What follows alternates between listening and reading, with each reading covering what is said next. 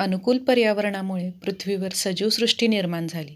सुरुवातीला वेगवेगळे सजीव अस्तित्वात आले व त्यानंतर मानवाचे अस्तित्व निर्माण झाले.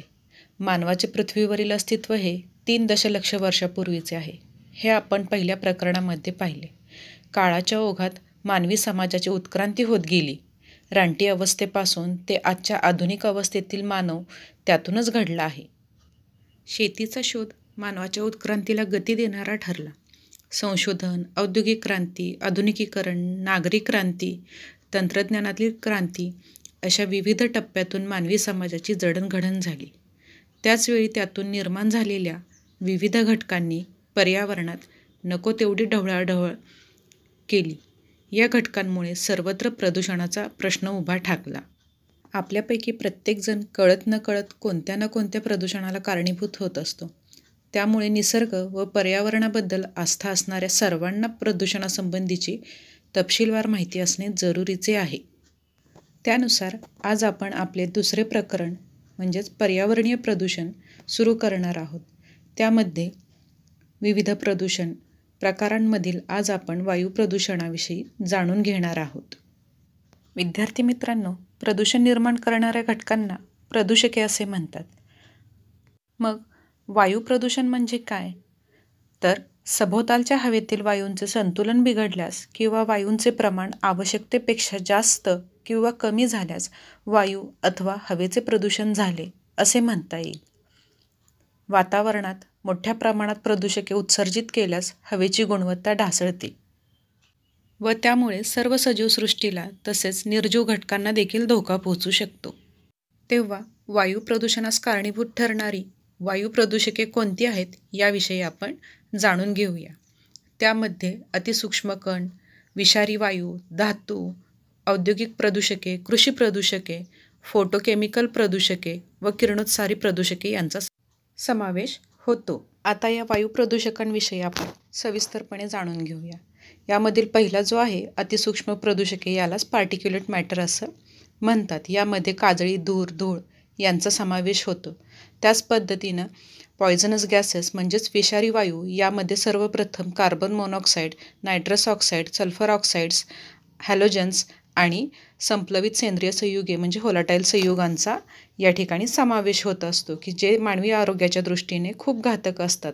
त्याचबरोबर धातूंमध्ये म्हणजेच मेटलमध्ये लीड, जस्त, लोह, क्रोमियम यांचा समावेश होत असतो की जे औद्योगिक कारखान्यांमध्ये सर्रासपणे वापरले जात असतात की जसे रंगनिर्मितीचे कारखाने. यानंतर आहे इंडस्ट्रीयल पोल्युटंट्स. यामध्ये बेन्झीन, इथर, ॲसिटिक ॲसिड, सायनाईड संयुगे इत्यादींचा समावेश होत असतो. यानंतरचा प्रकार जो आहे तो कृषी प्रदूषके की जे आपण सर्रासपणे आपल्या शेतामध्ये वापरत असतो. ते आपण आपल्या फायद्यासाठी वापरत असतो, पण त्याचा परिणाम जो आहे तो पर्यावरणावरती अतिशय गंभीर स्वरूपात होत असतो. यामध्ये कीडनाशके, तणनाशके, बुरशीनाशके व रासायनिक खतांचा समावेश होत असतो. यापुढील प्रदूषके आहेत फोटोकेमिकल प्रदूषके की जी प्रदूषके वातावरणामध्ये सोडली जातात प्रदूषणामार्फत, ती प्रदूषके सूर्यप्रकाशाच्या सानिध्यात आले की त्यांच्यात संयोग निर्माण होऊन फोटोकेमिकल प्रदूषके तयार होत असतात. मग अशी प्रदूषके कोणती आहेत? तर ozone, nitrogen oxides, aldehydes, ethylene, photochemical धुके आणि पॅन म्हणजेच पॅरॉक्सी ॲसिटिल नायट्रेट आणि सल्फर ऑक्साईड्स यांचा त्यामध्ये समावेश होत असतो. बघा, दिल्लीमध्ये आत्ता जाणवतंय की प्रदूषणामध्ये सकाळी सूर्योदय झाला की त्यानंतर दुपारची वेळ जशी सुरू होईल त्यावेळेस वातावरण फिक्कट पिवळसर रंगाचे होत असते. का तर वातावरणामध्ये जे नायट्रोजन ऑक्साईड्स आहेत त्यांचा सूर्यप्रकाशाशी संयोग होऊन पिवळसर रंग निर्माण होतो व तो दिवसभर टिकून राहतो की ज्याच्यामुळे डोळ्यांची चुरचूर किंवा श्वसन संस्थेत जळजळ निर्माण होत असते. यानंतर पुढील प्रदूषक आहे किरणोत्सारी प्रदूषके. या किरणोत्सारी जे घटक आहेत ते अणुविघटनातून किंवा अणुचाचणीमधून बाहेर पडत असतात व त्यामुळे किरणोत्सर्गी प्रदूषण होत असते. आता वायू प्रदूषणास कारणीभूत वायू प्रदूषके कोणती याविषयी आपण जाणून घेतले. आता आपण वायू प्रदूषणाचे स्रोत याविषयी माहिती पाहणार आहोत की वायू प्रदूषणाचे स्रोत कोणते आहेत. तर वायू प्रदूषणाचे स्रोत हे 2 प्रकारचे आहेत. पहिला म्हणजे नैसर्गिक आणि दुसरा म्हणजे मानवनिर्मित. तर नैसर्गिक स्रोत म्हणजे निसर्गामुळे उद्भवलेले स्रोत की जसं ज्वालामुखीचा उद्रेक, जंगलातील वणवा, दलदल, किरणोत्सारी घटक ज्वालामुखीमार्फत निघणारे, त्याच पद्धतीने जैविक विघटन या प्रक्रिया नैसर्गिक स्रोत म्हणून ओळखल्या जातात. तर मानवनिर्मित स्रोत कोणते? तर जे मानवी क्रियांमुळे तयार होतात त्यांना मानवी स्रोत असं म्हणतात. की जसं घरातील हवेतील प्रदूषके, कृषीजन्य क्रिया, औद्योगिक उत्सर्जन किंवा जीवाश्म इंधनांचे ज्वलन, त्याच पद्धतीनं वाहनांचे उत्सर्जन इत्यादी ज्या प्रक्रिया आहेत त्या मानवनिर्मित आहेत. तेव्हा अशा या वायू प्रदूषणाचे परिणाम काय आहेत याविषयी आपण जाणून घेऊ. यामध्ये आपण काही मुख्य प्रदूषकांविषयी जाणून घेणार आहोत. त्यामधील पहिला जो आहे तो म्हणजे सल्फर ऑक्साईड्स, की जे मानवामध्ये श्वसनाचे, हृदयाचे व फुफ्फुसांच्या व्याधी निर्माण करत असतात. त्याचबरोबर दृष्टी देखील कमजोर करत असतात. आणि पर्यावरणावर त्याचा होणारा परिणाम म्हणजे क्लोरोसिस. यामुळे वनस्पतींच्या ऊती ज्या असतात त्या मृत पावतात. दुसरा जो आहे तो नायट्रोजन ऑक्साईड, की हा जो आहे तो पॅन तयार करतो, म्हणजे पॅरॉक्सी ॲसिटिल नायट्रेट तयार करतो, की जो आपण फोटोकेमिकल प्रदूषकांमध्ये पाहिलेला आहे, की वातावरणातील सूर्यप्रकाशाशी तो संयोग पावत असतो. त्याच्यामुळे श्वसनाचे विकार उद्भवतात. ॲसिड रेन म्हणजेच आम्लपर्जन्याची समस्या निर्माण होऊन पिकांची उत्पादकता कमी होते. यानंतर पुढचा जो आहे तो म्हणजे एरोसोल्स, म्हणजेच धूळ व धूर यांचे मिश्रण जे आहे त्याच्यामध्ये धुक्याचा देखील समावेश होत असतो, की याच्यामध्ये फुफ्फुसांच्या कार्यक्षमतेमध्ये बाधा येत असते. त्याच पद्धतीनं पर्यावरणावर देखील याचा गंभीर परिणाम होतो, की ह्या धूर व धुक्यांच्या म्हणजे स्मॉगच्या मिश्रणामुळे काय होते तर प्रकाश परावर्तित करून हवामानावरती त्याचा परिणाम होत असतो.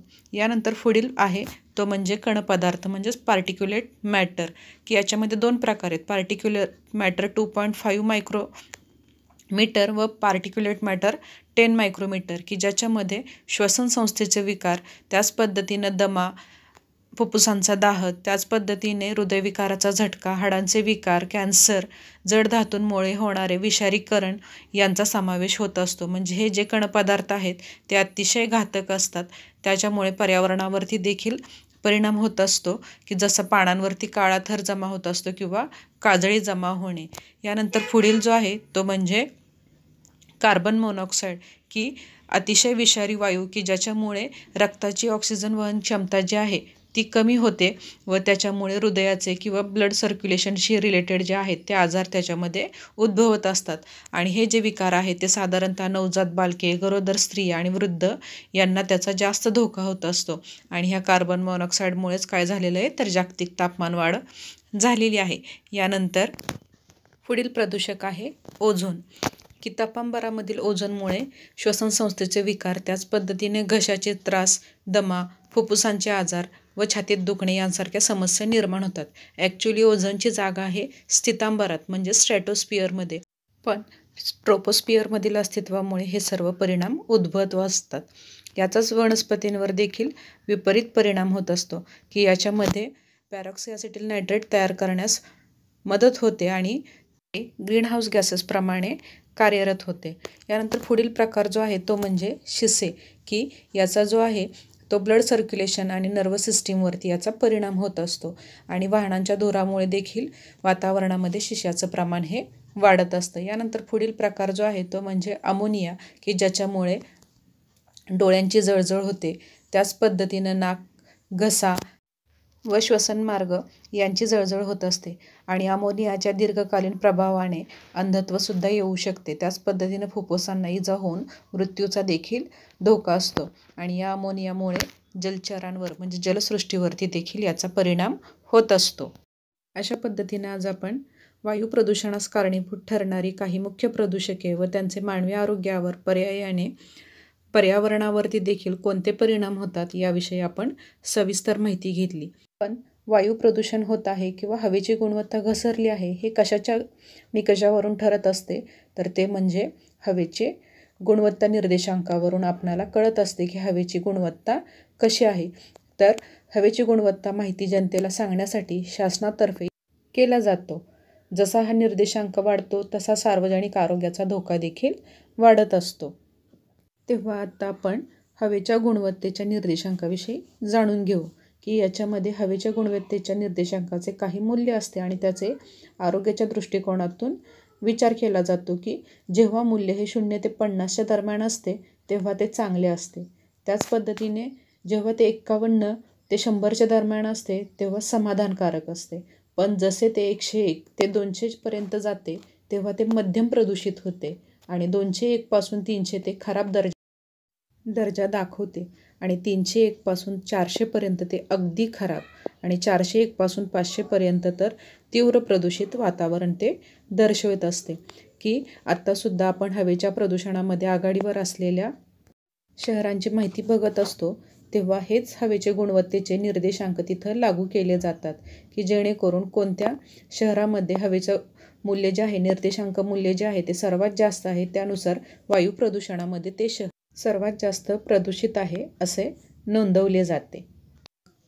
अशा या वायू प्रदूषणाला नियंत्रित करण्यासाठी कोणते उपाय आहेत याविषयी आपण जाणून घेऊ. उपाय अतिशय सोपे आहेत पण ते आपल्या करणं आता जीवावर येत आहे, कारण आपली जी सुधारलेली संस्कृती आहे ते आपल्याला ह्यामध्ये करण्यास मागे खेचत आहे. की जसं जळाऊ लाकूड किंवा कोळसा कचरा जाळण्यापासून टाळलं पाहिजे. त्याच पद्धतीनं वाहनांचा वापर जो आहे तो कमी केला पाहिजे आणि सार्वजनिक वाहनांचा वापर हा वाढवला पाहिजे.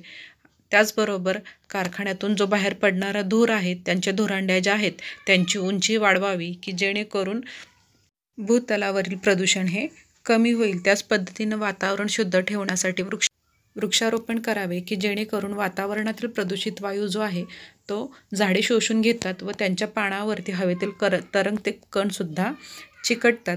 अशा पद्धतीनं वाहनांची जर PUC जर करून घेतली तरी देखील वाहनातून बाहेर पडणाऱ्या ज्या वायूंचा जो प्रदूषण करण्यामध्ये सहभाग जो आहे तो कमी होईल. की त्यासाठी तुमच्या वाहनांचं दरवेळी पोल्युशन अंडर कंट्रोलचे प्रमाणपत्र घेणं यासाठी आवश्यक आहे. मग असे प्रदूषण प्रतिबंध कायदे करून देखील प्रदूषण कमी करता येऊ शकते, पण त्यासाठी मानवाची मानसिकता हवी आहे.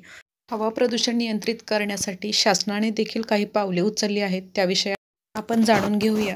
की जसे पेट्रोलमधून शिसे काढून इंधनाची गुणवत्ता सुधारणे, त्याचप्रमाणे डिझेलमधील सल्फर कमी करणे, गॅसोलिनमधील बेन्झिन कमी करणे व पेट्रोल आणि डिझेलमध्ये इथेनॉलचा समावेश करणे हे सर्वात प्रभावी माध्यम म्हणून आता वायू प्रदूषण नियंत्रित करण्यासाठी वापरलं जात आहे. त्याच पद्धतीनं CNG, LPG, हायब्रिड आणि इलेक्ट्रिकसारख्या पर्यायी इंधनांवर चालणाऱ्या वाहनांच्या वापराबाबत जागृती करणे, सार्वजनिक वाहतूक व्यवस्था सुधारणे आणि मोठ्या प्रमाणात प्रदूषण करणाऱ्या व्यावसायिक वाहनांना टप्प्याटप्प्याने कमी करणे, त्याच पद्धतीनं जनजागृती मोहीम राबवणे. प्रदूषण नियंत्रणासाठी भारत सरकारने 1981 साली हवा प्रदूषण प्रतिबंध व नियंत्रण कायदा अंमलात आणला.